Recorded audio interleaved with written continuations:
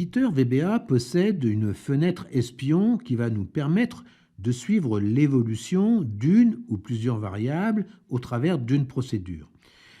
Sachez que si vous rencontrez des difficultés à docker vos fenêtres de votre éditeur VBA, eh bien vous trouverez sur la chaîne XL One Click comment rétablir les fenêtres de l'éditeur VBA ou de la console VBA. Pour afficher la fenêtre espion, alors dans le menu Affichage, cliquez sur Fenêtre espion.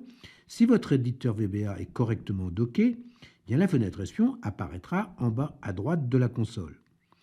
Pour espionner une variable, eh bien, il suffit de cliquer dans la procédure où se situe cette variable, de faire un clic droit dans la fenêtre espion et de cliquer sur Ajouter un espion. Une nouvelle fenêtre vous permettra de définir cette variable. Vous pourrez vérifier la procédure et le module où sera espionnée cette variable. 3 options vous sont offertes. Expression espionne vous permettra de visualiser le contenu de votre variable.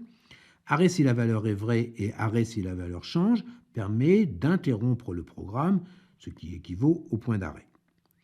Vous allez espionner la variable myCell de la procédure loop_for_each1 et faire tourner votre boucle for each en bloc à bloc pour observer cette fonctionnalité qui peut parfois être très utile lors d'un développement et en particulier d'un débugage. Exercice 5. Alors revenez dans le module MD02, exercice. Notre tableau est issu d'une base de données et le nombre de lignes va donc évoluer et le nombre de colonnes également. Vous modifierez la procédure exercice 1 pour ajouter un nom de champ PS_volume à votre tableau. Vous développerez une procédure que vous nommerez exercice 5. Alors vous utiliserez une des 4 boucles, ou les 4 boucles si vous le souhaitez même, que nous avons étudiées en prenant bien en compte le fait que le nombre de lignes peut évoluer pour calculer le prix standard et le PS_volume, qui est le prix standard multiplié par la quantité, afin de pouvoir paramétrer la sélection ou la définition des champs de données du tableau.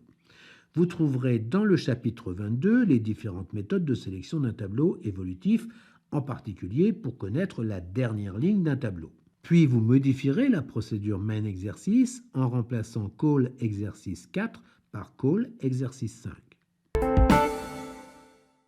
Alors je le redis chaque fois, mais si vous appréciez cet épisode, eh bien n'hésitez pas, abonnez-vous à la chaîne, parlez-en autour de vous, et puis un petit pouce bleu, vous savez, à moi ça fait toujours plaisir, et ça permet de faire remonter les vidéos dans les algorithmes de YouTube.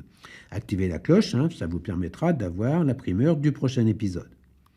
Et puis si vous jugez bon de soutenir la chaîne avec un don, pour les petites applications que je peux donc vous donner au travers de ces vidéos, eh bien vous trouverez dans la description le lien Tipeee XL One Click. En attendant, portez-vous bien, puis si vous êtes toujours Visual Basic, bien je vous dis peut-être ou sûrement à bientôt. Au revoir.